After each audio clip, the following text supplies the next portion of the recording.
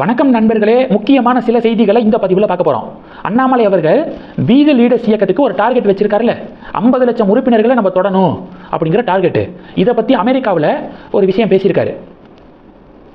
June 5ஆம் தேதி நம்ம இயக்கத்தை தொடங்கணும்ல, அப்போ ஒரே நாளில் 1 மில்லியன் பேர் வந்துட்டாங்க அப்படின்னு சொல்லிட்டு ஒரு மீடியா செய்தி வெளியிட்டாங்க. நேற்று அதே மீடியா என்ன சொல்லியிருக்காங்கன்னா, ஒரு மாதம் தாண்டிடுச்சு, 19 லட்சத்தோடையே அப்படியே நிற்கிது. அப்போ அண்ணாமலையுடைய புதிய அவதாரம் ஃப்ளாப் ஆயிருச்சா அப்படின்னு சொல்லிட்டு அதே மீடியா மாற்றி எழுதியிருக்காங்க. இந்த மீடியாக்கள் எழுதுறதெல்லாம் நம்ம காதில் வாங்க வேண்டாம். ஒரு புள்ளி விவரம் சொல்லவா? தமிழ்நாட்டுடைய மொத்த வாக்காளர்கள் எண்ணிக்கை 5,87,00,000. நிறைய அரசியல் கட்சிகள் தமிழகத்தில் இருக்காங்க. எந்த அரசியல் கட்சியிலையும் 50 லட்சம் உறுப்பினர்கள்லாம் இல்லை. இதுதான் உண்மை. சில கட்சிகள் அவங்களே சொல்லிக்குவாங்க, 1 கோடி உறுப்பினர்கள் இருக்காங்க, 1.5 கோடி இருக்காங்க, 2 கோடி இருக்காங்க அப்படின்னு சொல்லிட்டு அவங்களே சொல்லிக்குவாங்க. ஆனால் உண்மை என்னன்னா, எந்த அரசியல் கட்சிக்கும் 50 லட்சம் உறுப்பினர்கள் இல்லை. மொத்தம் இருக்கக்கூடிய 5,87,00,000 வாக்காளர்களில் 22% பேர் தான் அரசியல் இயக்கத்தில் உறுப்பினர்களாக இருக்காங்களாம். 22% பேர். மீதி 78% பேர் எந்த அரசியல் கட்சியிலையும் இயக்கத்திலையும் சாராதவர்கள் தான். நாட்டு நடப்பை பார்ப்பாங்க, நிலவரத்தை பார்த்து அந்த நேரத்தில் போய் ஓட்டு போடுறவங்க தான் அதிகம், 78% பேர். அப்போ 22% பேர் தான் அரசியல் கட்சிகளில் உறுப்பினர்களாக இருக்கிறாங்க. 78% பேர் எதுலேயுமே உறுப்பினர்களாக இல்லை.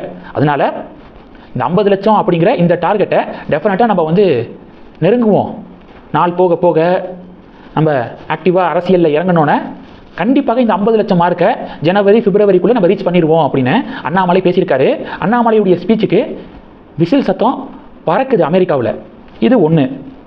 ரெண்டாவது என்ன பார்க்க போகிறோம்? ரெண்டாவது, தொழில்துறை அமைச்சர் கீர்த்தனா ஒரு சிக்கலில் மாட்டியிருக்காங்க. சமீபத்தில் விருதுநகரில் ஒரு அரசு பள்ளியில் ஆய்வு பணி மேற்கொண்டிருக்காங்க. ஒரு கிளாஸ் ரூமுக்கு போய் ஒரு ஸ்டூடெண்ட்டை எழுப்பி ஆங்கிலத்தில் கேள்வி கேட்டிருக்காங்க. உங்கள் அப்பா என்ன பண்ணுறாரு, என்ன வேலை பார்க்குறாரு அப்படிங்கிற ஒரு கேள்வி. 6ஆம் வகுப்பு படிக்கக்கூடிய மாணவி அது. எழுப்பி கேள்வி கேட்கும்போது அந்த மாணவி ரொம்ப தயக்கத்தோட கூலி வேலை அப்படின்னு பதில் சொல்கிறாங்க. இந்த வீடியோ சோசியல் மீடியாவில் ட்ரெண்டிங்கு. அதே வீடியோவில் மினிஸ்டர் சொல்கிறாங்க, இது மாதிரி அரசு பள்ளிகளில் அதாவது புரிஞ்சு படிக்கிறது அப்படிங்கிறது ரொம்ப கம்மியாக இருக்குது, மனப்பாடம் பண்ணுற அந்த ஒரு கலாச்சாரம் வந்துருச்சு, நான் படிக்கும்போதே அப்படி தான் இருந்துச்சு, உன்னை கொடுத்து இது அப்படியே மனப்பாடம் பண்ணால் போதும் அப்படிங்கிற மாதிரியான சூழல், அதை மாற்றணும், புரிஞ்சு படிக்கணும் ஸ்டூடெண்ட்ஸு. இப்போ நான் ஒரு கேள்வி கேட்குறேன்னா அதை புரிஞ்சுக்கிட்டு 1-2 ஸ்டூடெண்ட் தான் பதில் சொல்கிறாங்க. பேக் பெஞ்சில் இருக்கிறவங்கள்ட்ட கேட்டால் பதில் சொல்லுவாங்களானே தெரியாது அப்படிங்கிற வார்த்தையை விட்டுருக்காங்க. மினிஸ்டருடைய இன்டென்ஷன் நியாயமாக இருக்கலாம், அதில் தப்பு இல்லை. ஏன்னா அரசு பள்ளியுடைய நிலைமை அப்படி தான் இருக்குது. மனப்பாடம் பண்ணுறது அரசு பள்ளி மட்டும் கிடையாது, எந்த பள்ளியாக இருந்தாலும் மனப்பாடம் மனப்பாடம் மனப்பாடம், மதிப்பெண் மதிப்பெண் மதிப்பெண், இப்படி தான் ஓடுறாங்க. புரிஞ்சு படிக்கிறதெல்லாம் கிடையாது. அதை மினிஸ்டர் சுட்டி காட்டியிருக்காங்க. அதில் தப்பு இல்லை. இதில் தப்பு என்னன்னா, நீங்கள் ஆய்வு பணி மேற்கொண்டால் ப்ரைவசியாக பண்ணணும்.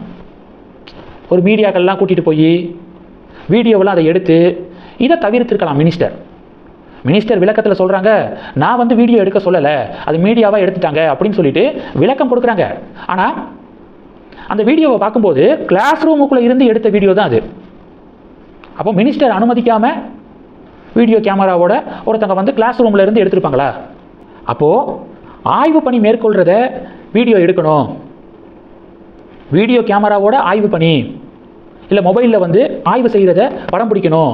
இது மாதிரியான எண்ணங்களை டிவிகே மினிஸ்டர்ஸு கைவிடுறது நல்லது. ஒன்று. ரெண்டாவது என்ன அப்படின்னா, பேக் பெஞ்சர்ஸை பற்றி மினிஸ்டர் சொன்னது பெரிய டிபேட்டாக மாறி இருக்கு. இந்த கேள்வியெல்லாம் பேக் பெஞ்சில் இருக்கிறவங்கள்ட்ட கேட்டால் அவங்க சொல்லுவாங்களா அப்படிங்கிற ஒரு சந்தேகத்தோட கேள்வி எழுப்பியிருக்காங்க. பின்னாடி பெஞ்சில் உட்காந்துருக்கிறவங்க, கடைசி பெஞ்சில் உட்காந்துருக்கிறவங்க ஒழுங்காக படிக்க மாட்டாங்க, ஃப்ரண்ட் பெஞ்சில் உட்காந்துருக்கவங்க தான் படிப்பாங்க அப்படிங்கிற இந்த கட்டமைப்பே தப்பு. எனக்கு தெரிஞ்சு பலர் பின்னாடி பெஞ்சில் உட்காந்துருக்காங்க, நல்லா படிக்கிறவங்க நிறைய பேர் இப்போலாம் பின்னாடி பெஞ்சில் தான் உட்காடுறாங்க. அதனால் முன்னாடி பெஞ்சில் உட்காந்துருக்கவங்க தான் படிப்பாங்க, பின்னாடி பெஞ்சில் உட்காந்துருக்கிறவங்க படிக்க மாட்டாங்க அப்படிங்கிற புரிதல் ரொம்ப தப்பான ஒரு புரிதல். இது பாயிண்ட் நம்பர் 2. மூணாவது, அந்த மாணவி கிட்ட பர்சனல் கொஸ்டின்ஸை மினிஸ்டர் தவிர்த்திருக்கலாம். அப்பா என்ன பண்ணுறாங்க அப்படின்னு சொல்லிட்டு ஆங்கிலத்தில் கேள்வி கேட்டிருக்காங்க, அதை தவிர்த்திருக்கலாம். ரொம்ப தயக்கத்தோட கூலி அப்படின்னு அந்த மாணவி சொல்கிறாங்க. ஒவ்வொருத்தங்களுடைய கண்டிஷன் என்ன, ஒவ்வொருத்தங்களுடைய பின்னணி என்ன அப்படிங்கிறது தெரியாதுல்ல நமக்கு.